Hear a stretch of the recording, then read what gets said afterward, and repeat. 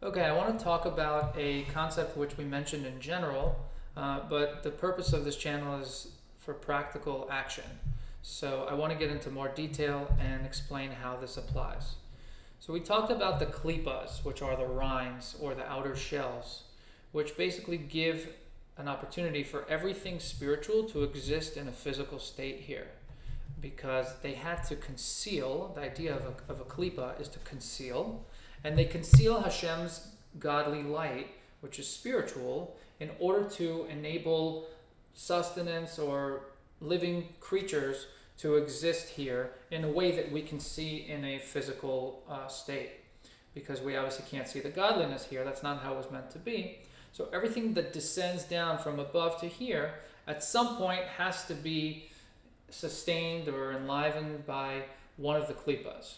And we said there's four. There's the three of them that are unclean and have no potential for good, and those give life to everything not kosher, that has no use in a positive manner here.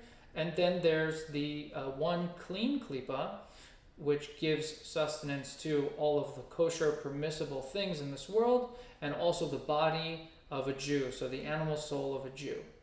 That is called klipat noga, which we mentioned. Now, I want to talk about practical application. Before I do that, I want to thank this week's sponsor. This week, there is no sponsor. Unfortunately, the fake sponsor market is very difficult and is hurting as a result of inflation. And so we will have to go sponsorless this week. I'm sorry, there will be no Kiddush. That being said, let's get back to the klipas. When we are learning about, practical positive commandments and negative commandments not to transgress, there's an innate nature to those mitzvahs and why they are positive and why they are negative. So if you look at positive commandments, those are things where you can proactively do something either with an object or with your thought or your speech or your action in order to do a positive mitzvah.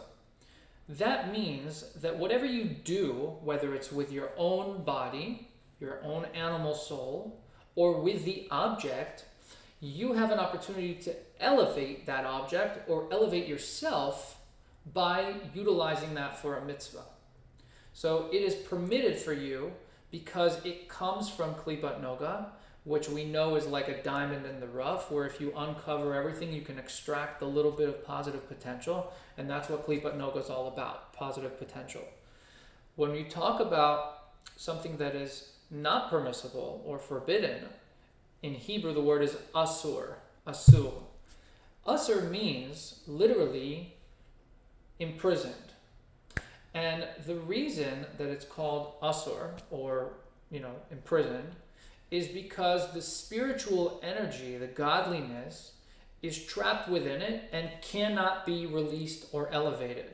So practically speaking, if there's a mitzvah lo taseh, a commandment that you can't do and you can't transgress not by going out and practically doing something, but by either not doing something or by doing something forbidden, that means that the object or the form in which you're going to do it with literally has no potential to be elevated towards anything good, which is why it is asur, or not permitted. Because the spiritual life force behind it cannot be extracted for any good.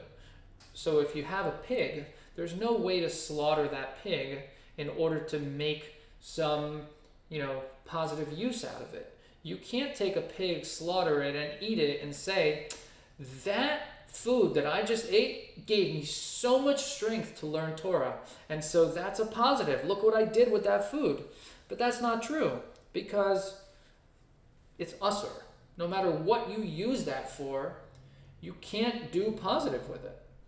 And if you take a cow per se and you shecht it properly and it's kosher, and then you use that food to go do Torah and mitzvahs, you can say, hey, this physical thing, which is not a mitzvah, but I made it a mitzvah by eating kosher with it, and now I use that energy to go do a mitzvah, a different mitzvah, you can actually get credit for your physical pleasures, right? Now, permissible things can also be used for impermissible purposes, and that's another story.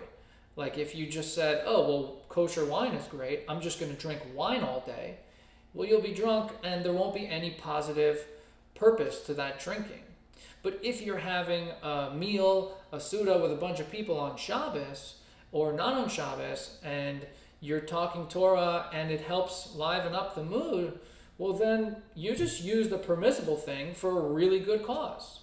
And so the nature of these things determine what we can do with them. And practically speaking, I want to make this a video because I want people to understand. I've heard a lot of people say that, mitzvahs are good, these are just rules, but really it's about the type of person you are. And are you a good person? Are you not a good person? Yes, it's important to be a good person, but between man and God, and between making this world better spiritually and as a result physically, you are only good if you are using things that have potential for good. Because you could be a great person and say, well, who am I hurting by, look, I went and sponsored a meal for my friends and it was on kosher, but look, I just sponsored a meal for them. Except you can't take a negative and do a positive with it and turn it positive. It simply doesn't work. So keep this in mind as you go about your day, about your life, that it's not just because Hashem said that it was positive or negative, or that it's a mitzvah or an avera. The spiritual makeup of the physical item that you see, including your body, can either go towards positive or not. And if it can't go towards positive, nothing you do with it will help that. If it can go towards the positive, then it's about what you do with it. So think about that and have a great Shabbos.